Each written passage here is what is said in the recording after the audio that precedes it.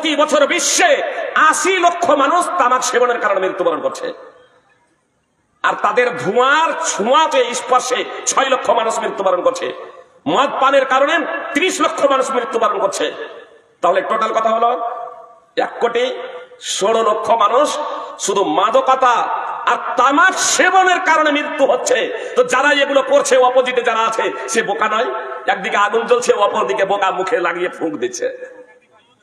আর আশ্চর্য হয় যখন মুখে দাড়ি নিয়ে কেউ যখন আপনার ধোঁয়া যখন ফুঁকে। আল্লাহ আমার ভাইদেরকে হেদায়েত দান করো। যদি ভাগ্যের প্রতি কেউ যদি ঈমান না রাখে, ভাগ্যকে কেউ যদি অস্বীকার করে, তাহলে সে আর ঈমানদার থাকে না, সে আর মুসলমান থাকে না। এই কথাই আব্দুল্লাহ ইবনে উমর রাদিয়াল্লাহু তাআলা বুঝাতে চেয়েছেন। সুতরাং তিনি আল্লাহর কসম খেয়ে বললেন, যারা ভাগ্যের প্রতি ঈমান আনয়ন করে না, তাদের কেউ যদি উহুদ পাহাড়ের সমপরিমাণ সোনা খরচ করে, উহুদ পাহাড়ের সমপরিমাণ স্বর্ণ আল্লাহর পথে খরচ করে, তাহলে আল্লাহ তা কবুল করবেন না। পৃথিবীতে এবং তোমাদের নিজদের মধ্যে এমন কোন বিপদ আপদ আপতিত হয় না যা আমি সংঘটিত করার পূর্বে কিতাবে লিপিবদ্ধ রাখি না। অর্থাৎ আল্লাহ তাআলা লাউহে মাহফুজে সবকিছু সংরক্ষিত রেখেছেন, লিখে রেখেছেন সবকিছু। কে কি খাবে, কে কি খাবে, কে কোথায় মারা যাবে, কে কবে জন্মগ্রহণ করবে, কে কবে মৃত্যুবরণ করবে, কে কোথায় অ্যাক্সিডেন্ট হয়ে মারা যাবে, কে কোন অবস্থায় মারা যাবে, সবকিছু আল্লাহ তাআলা লিখে রেখেছেন। হামদ সালাতের পরে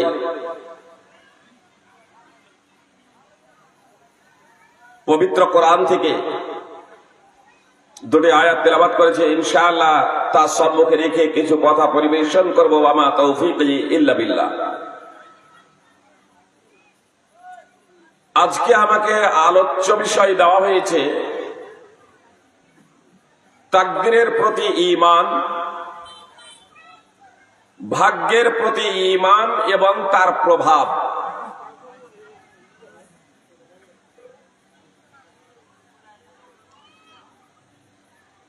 যদিও এটি ইসলামের একটি রুকন, ইসলামের 6টি রুকন আছে।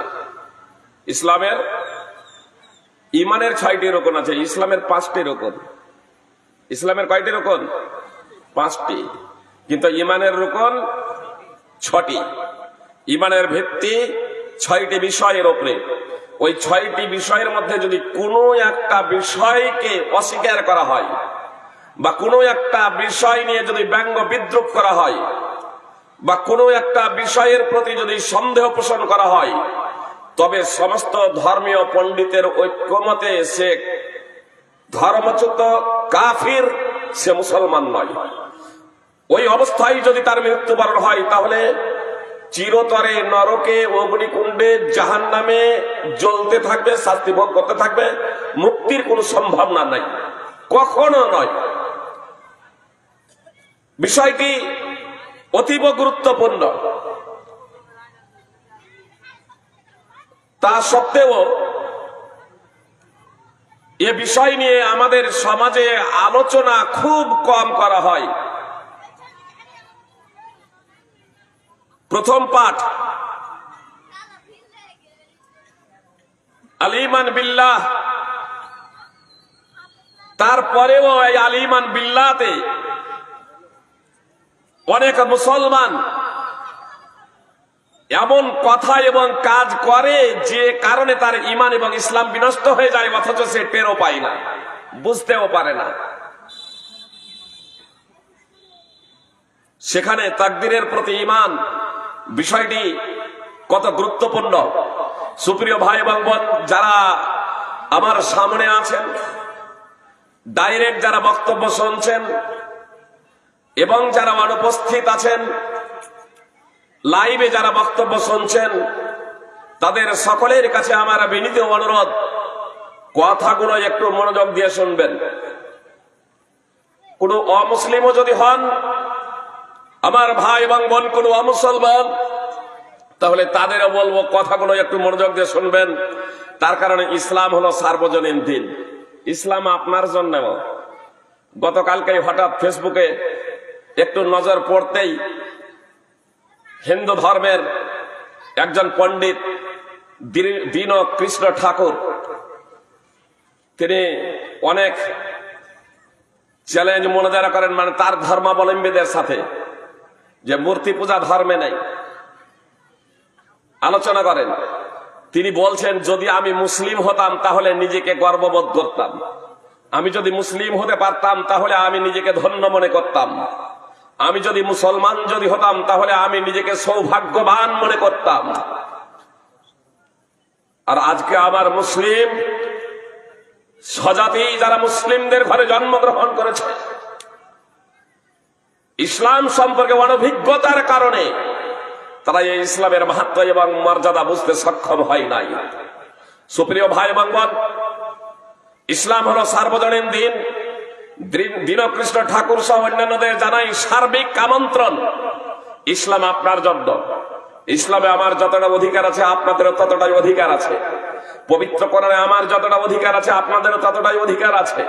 সুন্নায় যতটা আমাদের অধিকার আছে ততটাই আপনাদের অধিকার আছে। বিশ্ববিধাতা আল্লাহ তাআলা যেমন আমার প্রকৃত উপাস্য, আপনাদেরও প্রকৃত উপাস্য। অতএব এই সত্য উপাস্যকে স্বীকার করে নিয়ে আমরা বাতিল উপাস্যের প্রত্যাখ্যান করি এবং এক অদ্বিতীয় বিশ্ববিধাতার সন্তুষ্টি অর্জনে নিজেদের জীবনকে আমরা উৎসর্গ করে দেই, তাহলে ইনশাআল্লাহ এই পৃথিবীতেও সুখ এবং শান্তি বিরাজ করবে। আসুন আমি আলোচ্য বিষয় নিয়ে আপনাদের সামনে আলোকপাত করি। তাকদীরের প্রতি ঈমান। আপনাদের বলি যে তাকদীরের প্রতি ঈমান এটা হলো ইসলামের একটা রুকন এবং এটা হলো ষষ্ঠ রুকন। নবী সাল্লাল্লাহু আলাইহি সাল্লামের ইন্তেকালের পরেই সাহাবাদের যুগেই আপনার তাকদীরের প্রতি বিরূপ মন্তব্য পোষণকারী, তাকদীরকে অস্বীকারকারী, ভাগ্যকে অস্বীকারকারী লোকের আবির্ভাব হয়ে গিয়েছিল। সুতরাং আব্দুল্লাহ ইবনে উমর রাদিয়াল্লাহু তাআলা আনহুকে এসে প্রশ্ন করল যে বসরাতে মাবাদ আল জুহানি সর্বপ্রথম যে ভাগ্যকে তাকদীরকে অস্বীকার করেছিল বসরায়, সে হচ্ছে মাবাদ আল জুহানি। ইবনে উমরকে এসে প্রশ্ন করলেন সেখানকার লোকেরা যে সে বলছে যে তাকদীর বলতে কোনো কিছু নেই, ভাগ্য বলতে কোনো কিছু নেই, পৃথিবীতে যা কিছু হচ্ছে পূর্ব পরিকল্পনা ছাড়াই, এ অটোমেটিকলি পূর্ব পরিকল্পিত ছাড়াই, পূর্ব লিখন ছাড়াই, ভাগ্য বলতে কোনো কিছু নেই। ভাগ্যকে অস্বীকার করতে শুরু করেছিল। তারা কোরআন পাঠ করত, তারা কোরআন অধ্যয়ন করত, তারা কোরআন পাঠ করত, তারা কোরআন অধ্যয়ন করত, কিন্তু তাকদীরকে ভাগ্যকে অস্বীকার করত। এ কারণে আব্দুল্লাহ ইবনে উমর রাদিয়াল্লাহু তাআলা আনহু যখন তাদের কাছে এই কথা যখন শুনলেন, তখন তিনি তাদেরকে বলেছিলেন যে তাদেরকে বলে দিও তাদের থেকে আমি মুক্ত। তাদের ধারণা, তাদের বিশ্বাস, তাদের আকীদা থেকে আমি মুক্ত, আর আমার থেকে তারা মুক্ত, তাদের সাথে আমার কোনো সম্পর্ক নেই। অথচ আল্লাহ তাআলা কি বলছেন? ইন্নামাল মুমিনুনা ইখওয়া। সূরা হুজুরাত 49 নম্বর সূরার 10 নম্বর আয়াতে আল্লাহ তাআলা বলছেন মুসলমানরা ভাই ভাই। সারা পৃথিবীতে মানুষ যে কোনো বংশে, যে কোনো গোত্রে, যে কোনো জাতিতে সে জন্মগ্রহণ করুক না কেন, সে কালেমায়ে শাহাদাতের ভিত্তিতে সে মুসলমান, সে কালেমায়ে শাহাদাতের ভিত্তিতে সে মুসলিম, কালেমায়ে শাহাদাতের ভিত্তিতে সে এক অপরের ভাই। রাজা প্রজা, সাদা কালো, রং এবং বর্ণের, জাত এবং ধর্মের কোনো পার্থক্য নেই। যখন সে কালেমায়ে শাহাদাত পড়ে নেবে তখন সে একে অপরের ভাই। কিন্তু আমাদের নেতা যারা বলে বাংলাদেশ থেকে যারা এসেছে এসআইআর হতে যাচ্ছে, বাংলাদেশ থেকে যে মুসলমানরা এসেছে, রোহিঙ্গারা এসেছে তাদেরকে তাড়াবো, যে তো বাংলাদেশ থেকে যারা এসেছে রোহিঙ্গা এবং মুসলমান তাদেরকে তাড়াবো, আর হিন্দু যারা এসেছে তাদেরকে আশ্রয় দেব। এটা শুধু তাদের যে সমস্ত নেতারা বলছেন তাদের এটা উপরের মুখের ভাষা। আপনার কয়েকদিন আগে ব্রিজলাল যে বিজেপির একজন নেতা, তিনি বলছেন দলিতরা হলো সন্ত্রাসী এবং বাংলাদেশী, তাদেরকে নাগরিকত্ব দেওয়া হবে না। দলিতরা যে আপনার যে ব্রাহ্মণ, এদের সংখ্যাটা অতি লিমিটেড, আমার এটা আলোচ্য বিষয় না, আমি সেই দিকে যাচ্ছি না। আমি শুধু একটা কথা এখানে শুধু বলতে চাই, এই জন্য এই প্রসঙ্গটা আমি নিয়ে এলাম যে ইসলাম হলো সার্বজনীন দিন, আর ইসলামের ষষ্ঠতম রুকুন হলো ভাগ্যের প্রতি ঈমান আনয়ন করা। যে ইসলামের 6টি রুকুন যারা স্বীকার করে নাই, ভাগ্যের প্রতি ঈমান ষষ্ঠ রুকুন স্তম্ভ পিলারকে যারা স্বীকার করে নাই, প্রথম 5টি সহ, তারা হলো মুসলমান এবং তারা হলো এক অপরের ভাই। সে যে কোনো গোত্রেই, যে কোনো বংশেই, যে কোনো জাতেই, যে কোনো ধর্মাবলম্বী অনুসারীদের ঘরেই তার জন্ম হোক না কেন,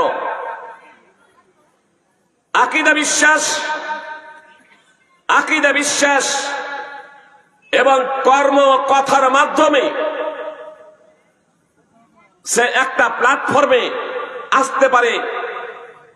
এক অদ্বিতীয় বিশ্ববিধাতা প্রদত্ত জীবন ব্যবস্থা অনুযায়ী মুহাম্মদ সাল্লাল্লাহু আলাইহি সাল্লাম তারই প্রচার এবং প্রসার করেছিলেন, আল্লাহ তাআলা তারই নির্দেশ দিয়েছিলেন। আর আজকে আমাদের সেটাই দায়িত্ব এবং কর্তব্য।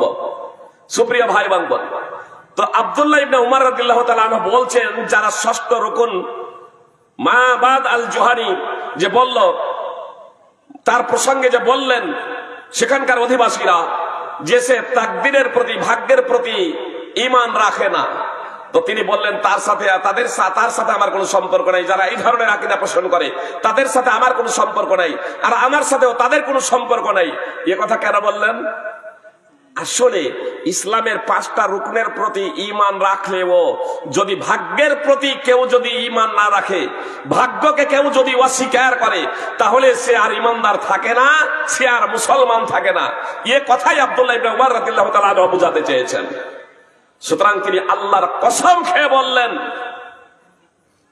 যারা ভাগ্যের প্রতি ঈমান আনয়ন করে না, তাদের কেউ যদি উহুদ পাহাড়ের সমপরিমাণ সোনা খরচ করে, উহুদ পাহাড়ের সমপরিমাণ স্বর্ণ আল্লাহর পথে খরচ করে, তাহলে আল্লাহ তা কবুল করবেন না। কেন? ঈমান তো নেই। আল্লাহর প্রতি ঈমান, তার আর ঈমান থাকবে না।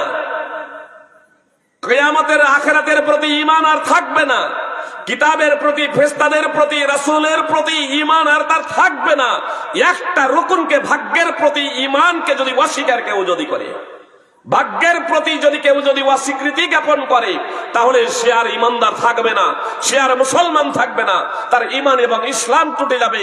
এজন্য আব্দুল্লাহ ইবনে উমর রাদিয়াল্লাহু তাআলা আনহু বলছেন, উহুদ পাহাড়ের সমপরিমাণ স্বর্ণও কেউ যদি খরচ করে, উহুদ পাহাড় কত বড় জানেন? জানাজার নামাজ পড়তে যান, তখন মুলবি মাওলানার মুখে শুনেছেন, জানাজার নামাজ পড়লে 1 কেরাত, আর মাটি দিলে 1 কেরাত। আর কেরাত যখন প্রসঙ্গে জিজ্ঞেস করা হলো, আপনারা অবগত আছেন সেটা উহুদ পাহাড়, উহুদ পাহাড়ের সমপরিমাণ। তো উহুদ পাহাড়টা কত বড় আপনাদের জানা আছে? 1 কুইন্টাল সোনা হবে? হবে না। 1 কুইন্টাল সোনা হবে না বলছেন। আপনাদের ধারণাটা দিক যে উহুদ পাহাড়টা কত বড়, তাহলে ভালো হবে। উহুদ পাহাড়ের দৈর্ঘ্য হচ্ছে 7 কিলোমিটার। উহুদ পাহাড়ের দৈর্ঘ্য হচ্ছে 7 কিলোমিটার, আর প্রস্থ হচ্ছে 2 থেকে 3 কিলোমিটার, আর উচ্চতা হচ্ছে 1077 মিটার। দৈর্ঘ্য 7 কিলোমিটার, 7 মিটার নয়, 7 কিলোমিটার। আর প্রস্থ হচ্ছে 2 থেকে 3 কিলোমিটার, আর উচ্চতা হচ্ছে 1077 মিটার। এটা মিটার, 1077 মিটার। কতটা হবে? আরে আমাদের পশ্চিম বাংলা কিনা যাবে, পুরো পশ্চিম বাংলাটাই কিনা যাবে। উহুদ পাহাড়ের সমপরিমাণ সোনা কেউ যদি আল্লাহর পথে খরচ করে, আল্লাহর সন্তুষ্টির জন্য, আর সে যদি তাকদীরের প্রতি, ভাগ্যের প্রতি ঈমান যদি না রাখে, তাহলে সে ঈমানদার হতে পারে না, সে মুসলমান হতে পারে না। এজন্য আল্লাহ তাআলা তার হাদিস বর্ণনা করছেন যে একদা জিবরিল আলাইহিস সালাম মুহাম্মদ সাল্লাল্লাহু আলাইহি সাল্লামের নিকটে এসে প্রশ্ন করেছিলেন, ঈমানটা কি? তখন রাসূল সাল্লাল্লাহু আলাইহি সাল্লাম বলেছিলেন, আল ঈমান আন তুমিনা বিল্লাহি ওয়া মালাইকাতিহি ওয়া কুতুবিহি ওয়া রুসুলিহি ওয়াল ইয়াউমিল আখির ওয়া তুমিনা বিল কদরি খাইরিহি ওয়া শাররিহি। ঈমান হলো আল্লাহর প্রতি ঈমান, আল্লাহর স্বীকৃতি জ্ঞাপন করা, আল্লাহকে স্বীকার করা। এর বিভিন্ন ব্যাখ্যা বিশ্লেষণ আছে, আজকে সেদিকে যাচ্ছি না, আমার আলোচ্য বিষয় নিয়ে আলোচনা করব। আল্লাহর কিতাব সমূহের প্রতি ঈমান আনয়ন করা, আসমানী গ্রন্থের প্রতি ঈমান আনয়ন করা, মালাইকা ফেরেশতাদের প্রতি ঈমান আনয়ন করা, নবী রাসূলদের প্রতি ঈমান আনয়ন করা, আখিরাতের প্রতি ঈমান আনয়ন করা।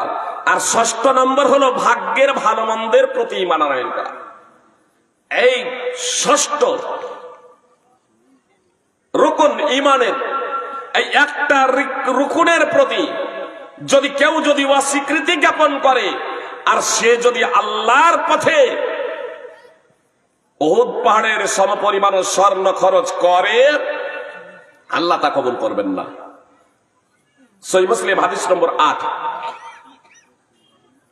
সুনানে আবি দাউদ হাদিস নম্বর 4695, সুনানে নাসাই হাদিস নম্বর 4990, সুনানে ইবনে মাজাহ হাদিস নম্বর 63 সহ বিভিন্ন হাদিস গ্রন্থে হাদিস রয়েছে।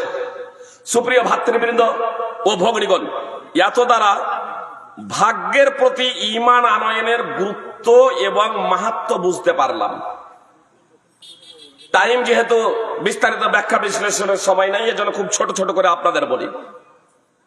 এই ভাগ্য তথা তাকদীরের 4টি শ্রেণী রয়েছে। একটা হলো তাকদীরে আম, একটা হলো তাকদীরে আম, যাকে তাকদীরে আজালিও বলা হয়। তাকদীরে আম বা তাকদীরে আজালি যদি আপনাদের বুঝাই তাহলে আপনাদের বুঝতে সুবিধা হবে। আজকে আমি যে এখানে বক্তব্য রাখবো এখন, আর আপনারা বক্তব্য শুনবেন, লালমাটির প্রধান শিক্ষক নুর আলম হাফেজাহুল্লাহ তিনি সভাপতিত্ব করবেন। কে কোন দিকে তাকাচ্ছি, কে কি মনে চিন্তা ভাবনা করছি, আঁকছি, কে কিসে চেপে এসেছি, কে কি খেয়েছি, কে কবে যাব, কে কখন উঠবো, এ সবগুলো আল্লাহ তাআলা আল্লাহে মাহফুজে লিখে রেখেছেন আসমান জমিন সৃষ্টিরও 50,000 বছর আগে। আব্দুল্লাহ বিন আমর রাদিয়াল্লাহু তাআলা আনহু সূত্রে বর্ণিত, নবী সাল্লাল্লাহু আলাইহি সাল্লাম বলেছেন, আল্লাহ তাআলা সৃষ্টির তাকদীর ভাগ্য লিখে রেখেছেন আসমান জমিন, আসমান সমূহ এবং জমিনের, আসমান সমূহ এবং পৃথিবীর সৃষ্টির 50,000 বছর আগে। সহিহ মুসলিম হাদিস নম্বর 2653। আল্লাহ তাআলা পবিত্র কোরআনে বলেন, ইন্না কুল্লা শাইইন খলাকনাহু বিকদর। সূরা কমর 54 নম্বর সূরার 49 নম্বর আয়াত।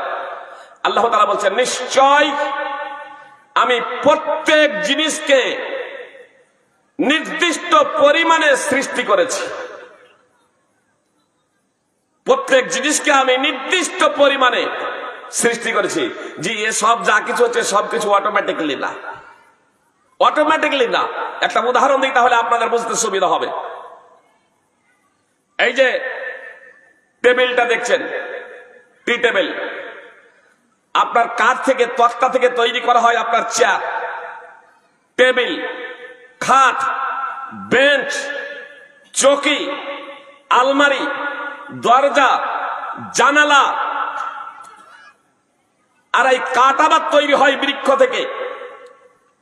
কেউ যদি বলে একটা বৃক্ষ আপনা আপনি ভেঙে পড়লো, তা থেকে তক্তা হয়ে গেল, আর তক্তা হয়ে যাওয়ার পরে টেবিল, চেয়ার, আলমারি, দরজা, জানলা, এ সবকিছু অটোমেটিকলি হয়ে গেল, বিশ্বাস করবেন? তাহলে সামান্য যদি একটা টেবিল যদি না হয়, সামান্য একটা আলমারি যদি না হয়, তাহলে এ সবগুলো আপনা আপনি হয়ে গেছে? এ তো পাগলের প্রলাপ সদৃশ্য কথা। সুপ্রিয় ভাই এবং বোন, নির্দিষ্ট পরিমাণে আল্লাহ তাআলা সবকিছু সৃষ্টি করেছেন এবং আল্লাহ তাআলা সবকিছু লিখে রেখেছেন। আল্লাহ বলছেন মা আসাবা মিন মুসিবাতিন ফিল আরদি ওয়ালা ফি আনফুসিকুম ইল্লা ফি কিতাবিম মিন ক্বাবলি আন নাবরাহা। আল্লাহ তাআলা বলেন পৃথিবীতে এবং তোমাদের নিজদের মধ্যে এমন কোন বিপদ আপদ আপতিত হয় না যা আমি সংঘটিত করার পূর্বে কিতাবে লিপিবদ্ধ রাখি না। অর্থাৎ আল্লাহ তাআলা লাউহে মাহফুজে সবকিছু সংরক্ষিত রেখেছেন, লিখে রেখেছেন সবকিছু। কে কি খাবে, কে কি খাবে, কে কোথায় মারা যাবে, কে কবে জন্মগ্রহণ করবে, কে কবে মৃত্যুবরণ করবে, কে কোথায় অ্যাক্সিডেন্ট হয়ে মারা যাবে, কে কোন অবস্থায় মারা যাবে, সবকিছু আল্লাহ তাআলা লিখে রেখেছেন। আর এর ব্যাখ্যায় মুহাম্মদ সাল্লাল্লাহু আলাইহি সাল্লাম বলে দিলেন এই লিখে রাখাটা আসমান জমিন সৃষ্টির 50,000 বছর আগে। ইন্না যালিকা আলাল্লাহি ইয়াসির, নিশ্চয় এটা আল্লাহর জন্য সহজ। এটা আমার আপনার জন্য কঠিন হতে পারে, কিন্তু এটা আল্লাহর জন্য খুবই সহজ। এটা আল্লাহর জন্য খুবই সহজ। সূরা হাদীদ 57 নম্বর সূরার 22 নম্বর আয়াত এত দ্বারা স্পষ্ট হলো যে তাকদীরে আযালি যা কিছু পৃথিবীতে সংঘটিত হয়েছে, হচ্ছে এবং ভবিষ্যতে হবে, এমনকি কিয়ামত কবে সংঘটিত হবে এটাও লেখা আছে, এটাও লেখা আছে। আর একটা দ্বিতীয় হলো তাকদীরের দ্বিতীয় স্তর হলো তাকদীরে উমরি। তাকদীরে উমরি সারা জীবনে আমি এবং আপনি কি করব এ সব কিছু লেখা আছে। সারা জীবনে আমি এবং আপনি কে কি করব এ সব কিছু আল্লাহ তাআলা লিখে রেখেছেন। একটা মানুষের সারা জীবনে সে কি করবে আল্লাহ তাআলা সব কিছু লিখে রেখে দিয়েছেন।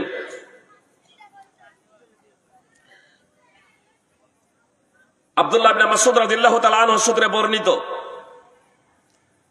আব্দুল্লাহ ইবনে মাসউদ রাদিয়াল্লাহু তাআলা আনহু সূত্রে বর্ণিত, তিনি বলেন রাসূল সাল্লাল্লাহু আলাইহি সাল্লাম বলেছেন মাতৃ জঠরে একটা শিশুর বয়স যখন 120 দিন হয়, হাদিসে আছে 340 হয়, তো 340 120, মাতৃ জঠরে যখন একটা শিশুর বয়স 340 হয়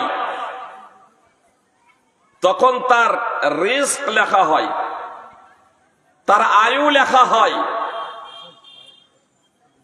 তার রিস্ক, তার আয়ু, তার আমল কাজ, এবং সে সৎ না অসৎ, সে সৌভাগ্যবান না দুর্ভাগ্যবান, এই 4টি জিনিস লিখে দেওয়া হয়। মাতৃ জঠরে যখন 120 দিন একটা শিশুর বয়স হয়, এখনো আত্মা ফোঁকা হয় নাই ভাই, এখনো কিন্তু আত্মা ফোঁকা হয় না ওই শিশুটার, যার বয়স এখন 120 দিন হয়েছে, তার আয়ু লেখা হয়েছে, তার জীবন লেখা হয়ে গেছে। মাতৃ জঠরে একটা শিশুর বয়স যখন 120 দিন হয়েছে, জি, তার অঙ্গ প্রত্যঙ্গ সবকিছুরই প্রকাশ ঘটেছে, তো সে জীবিত না মৃত? কি বলছেন, জীবিত না মৃত? জীবিত। আমাদের সমাজে প্রচলিত আছে না যে ভূমিষ্ঠ হওয়ার পরে, সন্তান ভূমিষ্ঠ হওয়ার পরে যদি প্যাঁ করে তাহলে জানাজার নামাজ পড়তে হবে, আর যদি প্যাঁ না করে, ক্যাঁ না করে, তাহলে আর জানাজার নামাজ পড়তে হবে না। এটা সঠিক না। আরে ও তো জীবিত। তাহলে বলবেন যে 3 মাস পর ভূমিষ্ঠ হলেই তার জানাজা পড়তে হবে? জি না, এখনো তো তার আত্মা পোকা হয় নাই।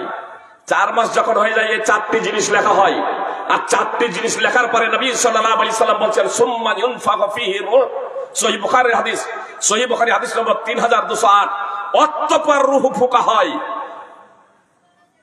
আয়ু লেখার পরে, আয়ু লেখার পরে, তার রিস্ক লেখার পরে। সুপ্রিয় ভাই এবং বোন, এখানে একটি বিষয়ের প্রতি আমি শুধু আপনাদের দৃষ্টি আকর্ষণ করছি, তার আয়ু লেখা হয়েছে। কার আয়ু লেখা হয়েছে? আত্মার আয়ু লেখা হয়েছে না এর শরীরের আয়ু লেখা হয়েছে? জীবনের আয়ু লেখা হয়েছে। জীবনের এ শরীরে দেহে মাতৃ জঠরে যে 120 বছর হয়েছিল, আত্মা তখন ফোঁকা হয় নাই। সেই শরীরে যে জীবন আছে, দেহ যে জীবন আছে, তার আয়ু লেখা হয়েছে আর তারই খাদ্য লেখা হয়েছে। আত্মার খাদ্য নয় সুপ্রিয় ভাই এবং বোন। এ পার্থিব ধন সম্পদ, শস্য ফলমূল ইত্যাদি, এটা আত্মার খাদ্য না। এটা হলো এর শরীরের খাদ্য। এটা হলো এর শরীরের খাদ্য। আত্মা তো ফোঁকা হচ্ছে 120 দিনের পরে। আত্মা যেহেতু 120 দিনের পরে ফোঁকা হচ্ছে, এজন্য এখানে মশলাটুকু জেনে রাখুন যে 120 দিন পরে কোন শিশু যদি ভূমিষ্ঠ হয়ে যায় আর মৃত হয়, তার জানাজার নামাজ পড়তে হবে। আর 120 দিনের আগে, 4 মাসের আগে যদি ভূমিষ্ঠ হয়ে যায়, তাহলে তার জানাজা পড়তে হবে না, যদি নড়াচড়াও করে। বুঝে এলো না? এলো না? তাহলে এর সম্পর্ক নড়াচড়ার সাথে নয়, আত্মা ফোঁকার সাথে এর সম্পর্ক। ইউসাল্লাহ আলাইহি ওয়াসিক্ত ইউসাল্লাহ আলাইহি, সন্তান যদি ঝরে যায় তাহলে তার জানাজার নামাজ আদায় করা হবে। সুনানে আবি দাউদের বর্ণনা। এটা আলাদা প্রসঙ্গ। আমি আপনাদের বলছিলাম যে তাকদীরে উমরি, অর্থাৎ একজন ব্যক্তির সারা জীবনের তাকদীর তথা ভাগ্য লিখে দেওয়া হয়। আল্লাহ বলছেন, ওয়ামা ইউআম্মারু মিন মুআম্মারিন ওয়ালা ইউনকাসু মিন উমরিহি ইল্লা ফি কিতাব ইন্না যালিকা আলা আল্লাহি ইয়াসীর। আল্লাহ তাআলা বলেন, আর কোন বয়স্ক ব্যক্তির বয়স বাড়ানো হয় না কিংবা কমানো হয় না, কিন্তু তা তো রয়েছে কিতাবে, নিশ্চয়ই তা আল্লাহর জন্য সহজ। সূরা ফাতিরের 11 নম্বর আয়াত। সুপ্রিয় ভাই এবং বোন, অত্র আয়াতের অংশের যে অংশ আপনাদের সামনে বললাম, এর তাৎপর্য হলো যে সামগ্রিকভাবে মাতৃ জঠরে লেখা হয় যে কে বার্ধক্য অবস্থায় মৃত্যুবরণ করবে আর কে শিশু অবস্থায় মৃত্যুবরণ করবে। এ সব কিছু আপনার লিখে দেওয়া হয় ওই মাতৃ জঠরেই। এটা হচ্ছে এর একটা তাৎপর্য। দ্বিতীয় তাৎপর্য ব্যক্তি বিশেষে যে এর আয়ু বৃদ্ধি করা হবে বা কমানো হবে। আয়ু বৃদ্ধি করানো হবে বা কমানো হবে, মানে এটা লিখে দেওয়া হয়েছে যে এ যদি ভালো কাজ করে, সৎ কাজ করে, এ যদি হজ করে, এ যদি নামাজ পড়ে, এ যদি রোজা রাখে, এ যদি সৎ কর্ম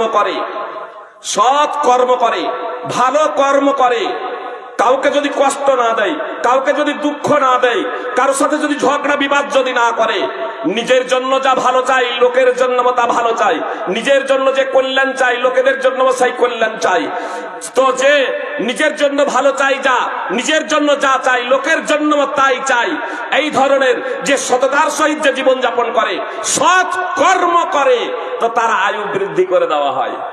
আর যদি সৎকর্ম না করে, পাপাচার করে, তাহলে তখন তার হ্রাস করা হয়। অবশ্য এটাও তাকদীরের অন্তর্ভুক্ত। তো আপনার সারা জীবনের আয়ু লিখে দেওয়া হয়। আর একটা হচ্ছে তাকদীরে সানাবি, অর্থাৎ বাৎসরিক তাকদীর, বাৎসরিক ভাগ্য। বুঝতে পেরেছেন?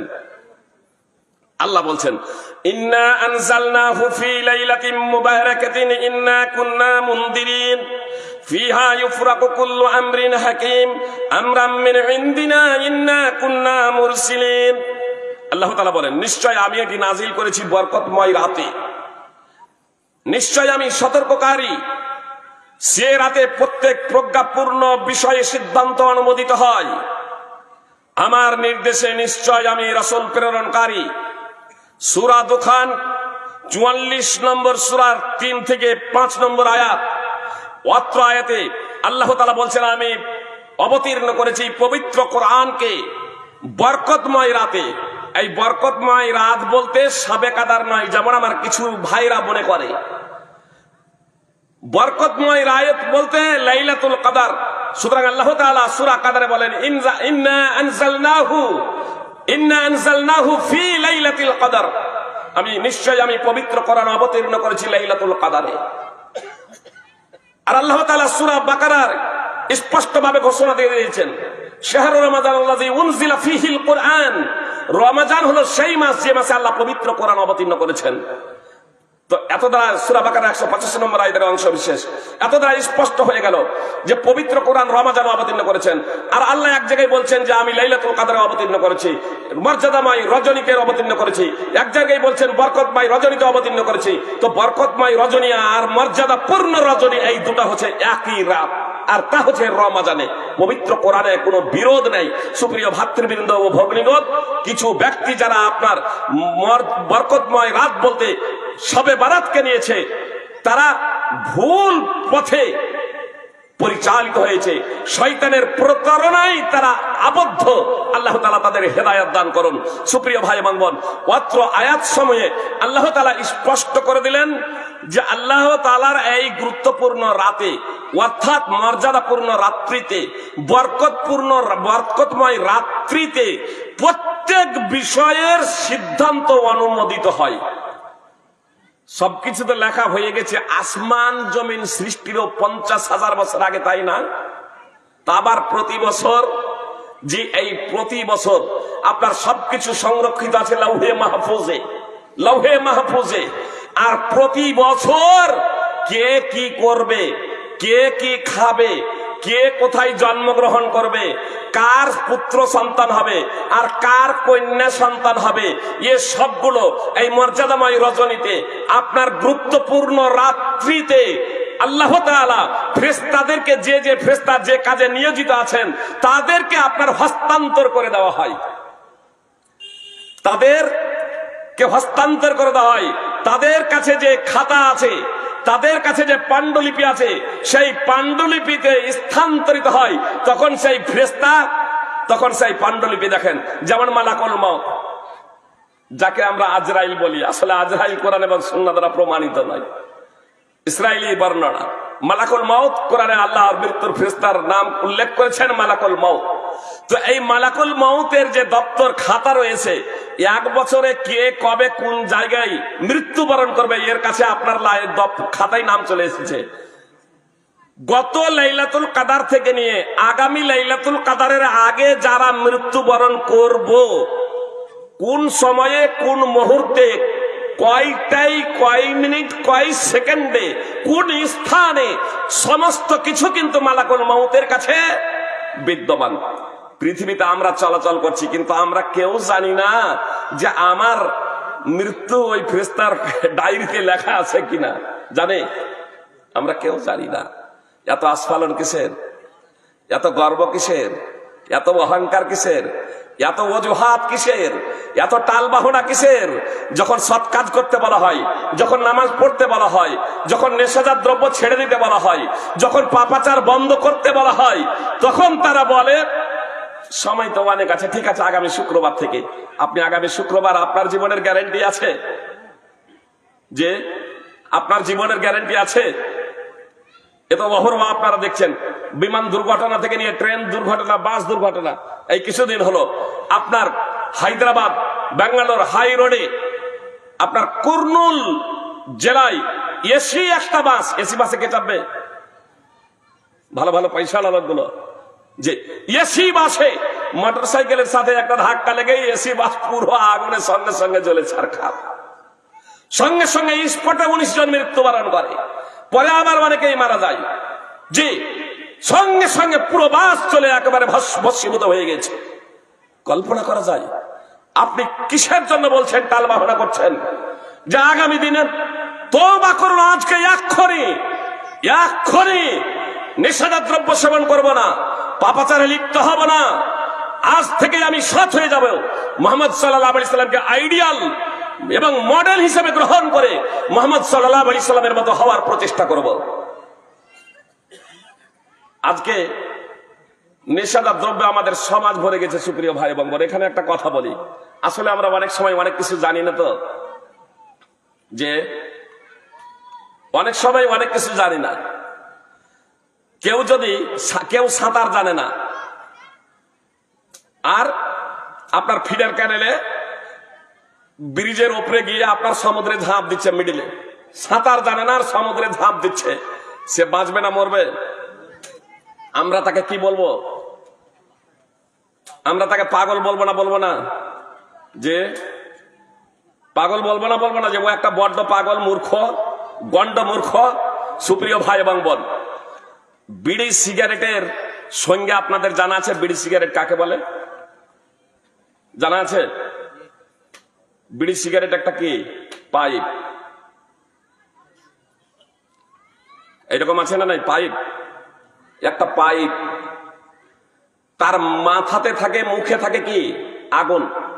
বিড়ি সিগারেটের মুখে থাকে আগুন, আর অপর প্রান্তে কে থাকে জানেন? বোকা। বোকা বুঝতে পারলেন হয়তো, গাধা। অপর প্রান্তে থাকে গাধা। বিড়ি সিগারেট হলো একটা পাইপ, যেখানে বিজ্ঞান যেখানে বলছে ধূমপান ক্যান্সারের কারণ, মৃত্যু প্রতিরোধযোগ্য, মৃত্যু প্রতিরোধযোগ্য অপরাধের মধ্যে সব থেকে বড় অপরাধ এবং প্রধান অপরাধ হলো আপনার তামাক সেবন করা। তারপরেও যদি কেউ যদি আগুনের অপোজিটে যদি থাকে ওই পাইপে মুখ লাগিয়ে, তাহলে তাকে বুদ্ধিমান বলবেন না তাকে মূর্খ বলবেন? ও হচ্ছে একটা বোকা। প্রতি বছর বিশ্ব স্বাস্থ্য সংস্থার মতে প্রতি বছর বিশ্বে ৮০ লক্ষ মানুষ তামাক সেবনের কারণে মৃত্যুবরণ করছে। আর তাদের ধোঁয়ার ছোঁয়াতে স্পর্শে ৬ লক্ষ মানুষ মৃত্যুবরণ করছে। মদ পানের কারণে ৩০ লক্ষ মানুষ মৃত্যুবরণ করছে। তাহলে টোটাল কথা হলো ১,১৬,০০,০০০ মানুষ শুধু মাদকতা আর তামাক সেবনের কারণে মৃত্যু হচ্ছে। তো যারা এগুলো করছে, অপোজিটে যারা আছে, সে বোকা নয়? একদিকে আগুন জ্বলছে, অপর দিকে বোকা মুখে লাগিয়ে ফুঁক দিচ্ছে। আরো আশ্চর্য হয় যখন মুখে দাড়ি নিয়ে কেউ যখন আপনার ধোঁয়া যখন ফুঁকে। আল্লাহ আমার ভাইদেরকে হেদায়াত দান করো। সুপ্রিয় ভাই এবং বোন, বিড়ির এই সংজ্ঞাটা জেনে রাখেন। বিড়ি সিগারেটের সংজ্ঞা ওটা হলো একটা পাইপ, মনে থাকবে। তাহলে আর কেউ বোকা হবেন না, গাধা হবেন না। বিড়ি সিগারেট হলো একটা পাইপ, তার এক মাথায় থাকে আপনার আগুন, অপর প্রান্তে থাকে একটা বোকা। আল্লাহ আমাদের হেদায়াত দান করো। তো এই মর্যাদাময় রজনীতে, লাইলাতুল কদরে, আপনার একটা বৎসরে যা কিছু সংঘটিত হবে সবকিছু আপনার লিখে দেওয়া হয়, স্থানান্তরিত করে দেওয়া হয়। সুপ্রিয় ভাই এবং বোন, ফেরেশতার কাছে যে ফেরেশতা যে কাজে নিয়োজিত আছেন তাকে সেই দায়িত্ব অর্পণ করে দেওয়া হয়। এটা হলো তাকদিরে সানাবি, বা এটা হলো বাৎসরিক তাকদীর। জি, আর একটা তাকদীর হচ্ছে তাকদিরে ইয়াউমি, অর্থাৎ দৈনন্দিন ভাগ্য, রোজানা ভাগ্য, রোজানা তাকদীর, দৈনন্দিন ভাগ্য, প্রত্যেক দিনের ভাগ্য। জি, আল্লাহ তাআলা বলছেন ইয়াসআলুহু মান ফিস সামাওয়াতি ওয়াল আরদি কুল্লা ইয়াউমিন হুয়া ফি শান। সূরা রহমান ৫৫ নম্বর সূরার ২৯ নম্বর আয়াত। আসমান জমিনে যা কিছু আছে, আসমান সমূহ এবং জমিনে পৃথিবীতে যা কিছু আছে, সব কিছু আল্লাহর কাছে প্রার্থনা করে, আল্লাহর কাছে চাই প্রত্যেক দিন, দৈনিক। আর আল্লাহ প্রত্যেক দিন গুরুত্বপূর্ণ কাজে রত আছে। হুয়া ফি শান, কুল্লা ইয়াউমিন হুয়া ফি শান। আল্লাহ প্রত্যেক দিন গুরুত্বপূর্ণ কাজে রত আছেন। আল্লাহ তাআলা প্রত্যেকদিন মুহাম্মদ সাল্লাল্লাহু আলাইহি সাল্লাম বলছেন, আল্লাহ তাআলা প্রত্যেক দিন প্রথম আসমানে নেমে আসেন, রাত্রের যখন 1/3 বাকি থাকে, তারপরে বলেন যে কে আমার কাছে চাইবে আমি তাকে দেব, কে আমার কাছে চাইবে আমি তাকে দেব, কে আমার কাছে ক্ষমা প্রার্থনা করবে আমি তাকে ক্ষমা করে দেব, কে অসুস্থ আছে রোগ থেকে মুক্তি চাইবে আমি তাকে রোগ থেকে মুক্তি দেব, সুস্থতা দান করব। সুপ্রিয় ভাই এবং বোন, আমরা চাইতে পারলাম না, চাইতে পারলাম না। আসুন আমরা গভীর রাত্রে উঠি, শেষ রাত্রে উঠি, 1/3 যখন বাকি থাকবে, আপনি যদি দৈনিক না পারেন মাঝে মাঝে উঠুন আর আল্লাহর কাছে কাকুতি মিনতি করুন, আল্লাহর কাছে প্রার্থনা করুন, আল্লাহকে আঁকড়ে ধরুন। যদি আপনি প্রকৃত অর্থে আল্লাহ তাআলাকে আঁকড়ে ধরতে পারেন, প্রকৃত অর্থেই যদি আল্লাহ তাআলার কাছে নিজেকে সমর্পণ করতে পারেন, তাহলে ইনশাআল্লাহ আপনি পার্থিব জগতেও সফল হবেন আর মৃত্যুর পরেও সফলতা অর্জন করতে আপনি সক্ষম হবেন। আল্লাহ দেওয়ার জন্য প্রস্তুত, আল্লাহ দেওয়ার জন্য প্রস্তুত। সুপ্রিয় ভাই এবং বোন, আমরা আসলে অনেকেই এই ভাগ্যকে কেন্দ্র করে, ভাগ্যর প্রতি ঈমানকে কেন্দ্র করে অনেকেই বিভ্রান্ত হয়ে যায় যে যখন যা লেখাই আছে তাহলে আর সমস্যাটা কি, আমাদের তো স্বাধীনতা নেই, আমরা করতে বাধ্য। যে আসলে তাকদীর হলো 2 প্রকারের। তাকদীর এখানে 4 প্রকার বললাম, আর এটা ইচ্ছাই। আল্লাহ তাআলা যে এরাদা হলো 2 প্রকারের। এরাদায়ে কাউনিয়া অর্থাৎ সৃষ্টিগত ইচ্ছা, আর একটা হচ্ছে এরাদায়ে শরঈয়া। একটা হচ্ছে সৃষ্টিগত ইচ্ছা আর একটা হলো কি শরীয়তগত ইচ্ছা। একটা শরীয়তগত বিধান আর একটা হলো সৃষ্টিগত বিধান।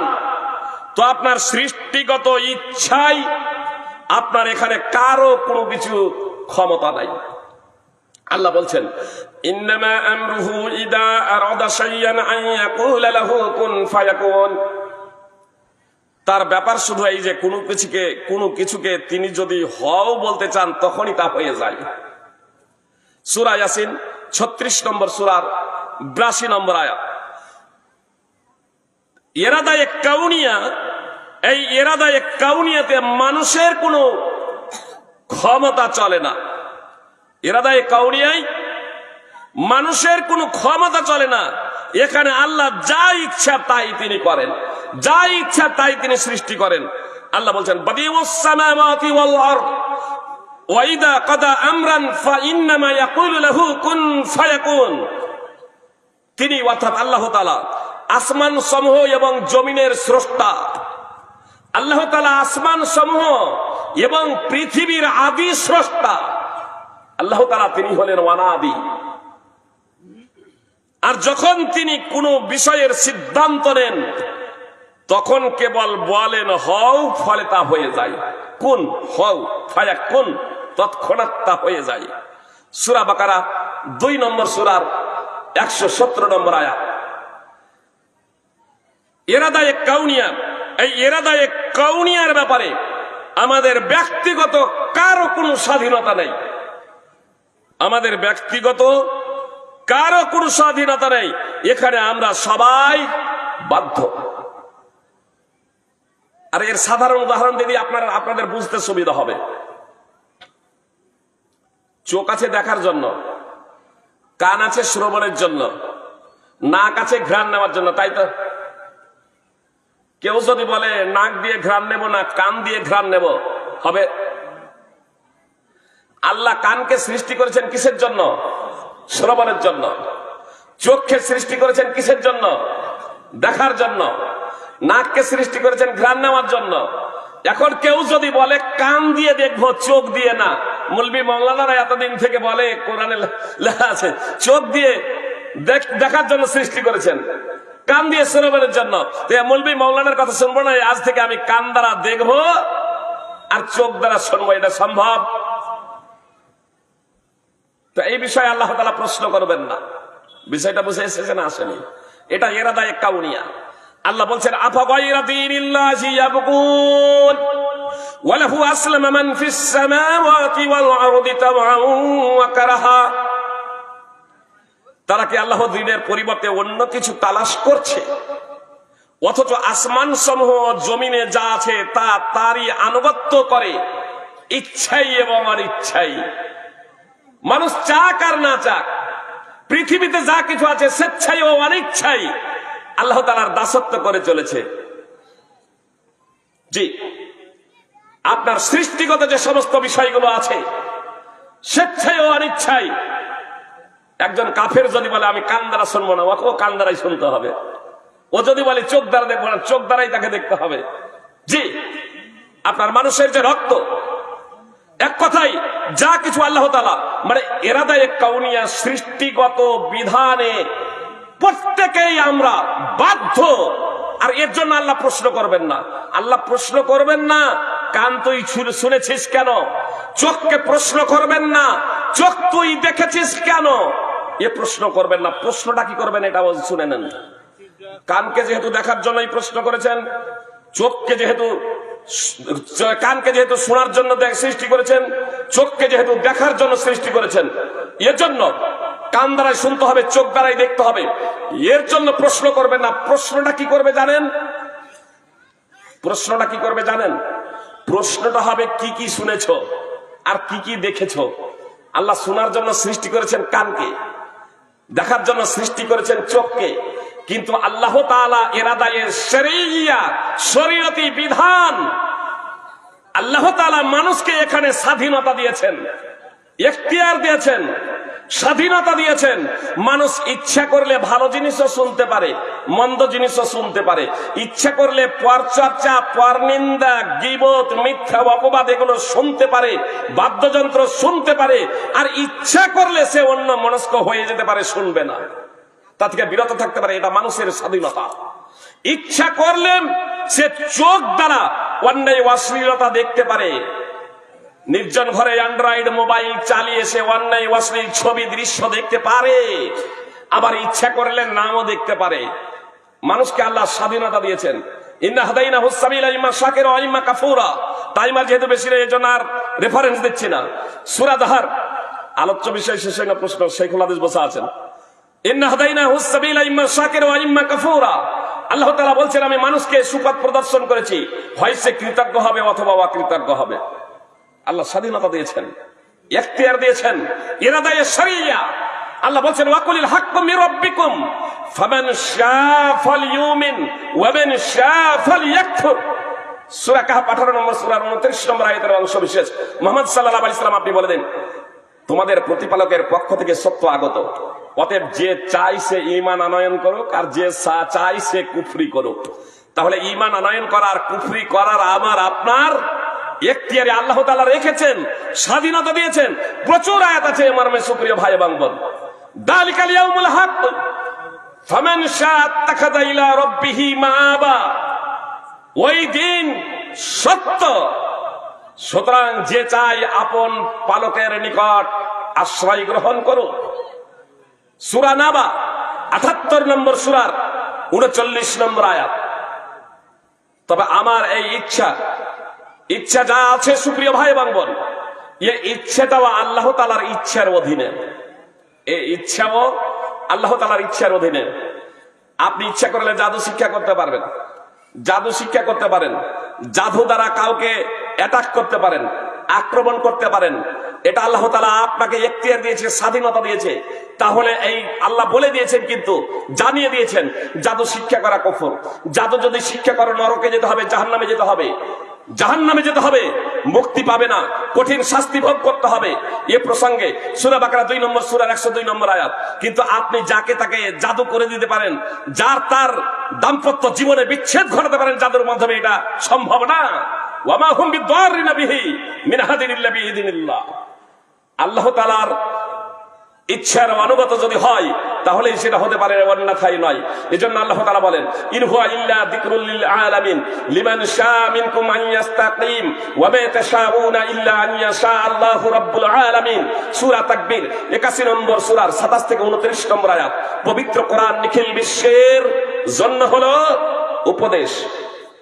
কোরআন, পবিত্র কোরআন হলো নিখিল বিশ্বের জন্য উপদেশ। সমগ্র বিশ্বের জন্য পবিত্র কোরআন হলো উপদেশ। সুপ্রিয় ভাই এবং বোন, আসুন সমস্ত মানুষ এবং জিন, বিশেষ করে এদের জন্য হলো পবিত্র কোরআন সংবিধান, জীবন ব্যবস্থা পবিত্র কোরআন এবং সুন্নাহ। আল্লাহ বলছেন যে কেউ চাই তোমাদের মধ্যে সে সরল পথ অবলম্বন করুন, সরল পথে চলতে থাকুক, সরল পথে চলাকে অবলম্বন করুক যে চাই। আর আল্লাহ তাআলা নিখিল বিশ্বের যিনি প্রতিপালক, তার ইচ্ছা ব্যতীত তোমরা ইচ্ছা করতে পারো না। অর্থাৎ আমি এবং আমার এবং আপনার ইচ্ছা, এটা আল্লাহ তাআলার ইচ্ছার অনুগত হতে হবে, অনুগত থাকতে হবে। আমি যা ইচ্ছা তাই সবকিছু করতে পারি না। সুপ্রিয় ভাই এবং বোন, বলা বাহুল্য আল্লাহ তাআলা আমাকে এবং আপনাকে শরীয়তি ল, শরীয়তি বিধান বাস্তবায়নের ক্ষেত্রে এখতিয়ার দিয়েছেন, স্বাধীনতা দিয়েছেন। আমি যদি আল্লাহ এবং তার রাসূল সাল্লাল্লাহু আলাইহি সাল্লামের নির্দেশকে বাস্তবায়ন করি, মেনে চলি, তাহলে জান্নাত যাব, আল্লাহ তাআলার সন্তুষ্টি অর্জনে ধন্য হব। আর আমি যদি আল্লাহ এবং তার রাসূল সাল্লাল্লাহু আলাইহি সাল্লামকে অমান্য করি, অবাধ্য হই, আল্লাহ তাআলাকে অমান্য করি, মুহাম্মদ সাল্লাল্লাহু আলাইহি সাল্লামের পথে না চলি, মুহাম্মদ সাল্লাল্লাহু আলাইহি সাল্লামকে আইডিয়াল এবং মডেল হিসেবে গ্রহণ না করি, তাহলে কিন্তু আমার জন্য ভবিষ্যৎ অন্ধকার। আমি নরকে যাব, পার্থিব জগতেও আপনার দুঃখ, কষ্ট এবং হীনমন্যতায় ভুগতে থাকবো। সুপ্রিয় ভাই এবং বোন, মাত্র আর 5 মিনিট টাইম আছে, কথা একটু মনোযোগ দিয়ে শুনবেন। আপনার তাকদীরের প্রতি, ভাগ্যের প্রতি ঈমান নিয়ে আসার প্রভাব, ভাগ্যের প্রতি যদি ঈমান যদি নিয়ে আসা হয়, তাহলে তার প্রভাব এ প্রসঙ্গে টাইম যেহেতু বেশি নেই, মাত্র কয়েকটা মিনিট আপনাদের সামনে কথা বলি।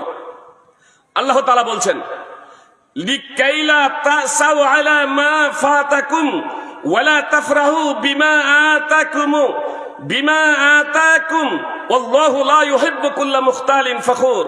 আল্লাহ বলছেন, যাতে তোমরা আফসোস না করো তার উপর যা তোমাদের থেকে হারিয়ে গেছে, এবং তোমরা উৎফুল্ল না হও তিনি তোমাদেরকে যা দিয়েছেন তার কারণে। আর আল্লাহ কোন উদ্ধত ও অহংকারীকে পছন্দ করেন না। সূরা হাদীদ 57 নম্বর সূরার 23 নম্বর আয়াত। সুপ্রিয় ভাই এবং বোন, ভাগ্যের প্রতি ঈমান আনয়নের লাভ কি জানেন? অতীতে যা কিছু আপনার হয়ে গেছে, যাবৎ পর্যন্ত আপনার যা হয়ে গেছে, হাহুতাশ করার প্রয়োজন নাই। আপনার সেখান থেকে শিক্ষা নিয়ে সামনে সঠিক পথে চলার সিদ্ধান্ত গ্রহণ করুন।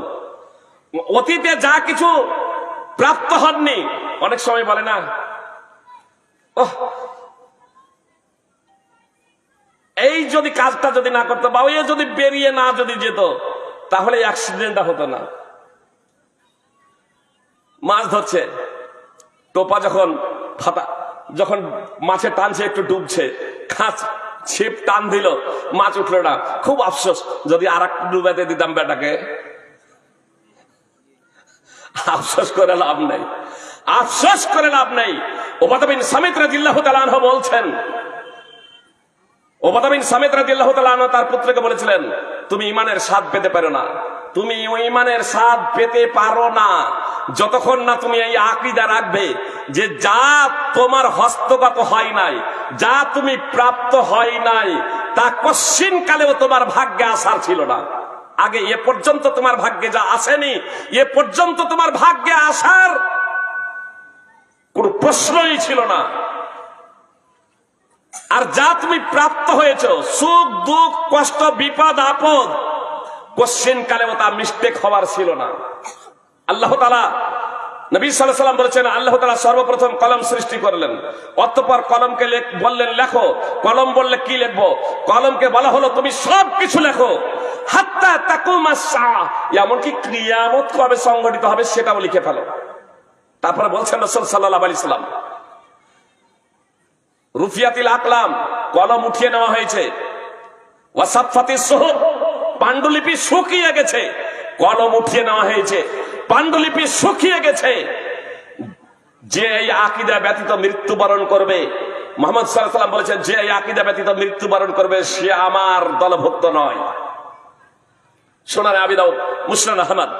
সুপ্রিয় ভাই এবং বোন, ভাগ্যের প্রতি ঈমানের লাভ হলো যে আপনি অতীতের অপরাধ বা অতীতের কোন বিষয়কে কেন্দ্র করে আফসোস করে নিজের জীবনটাকে শেষ করে দেবেন না।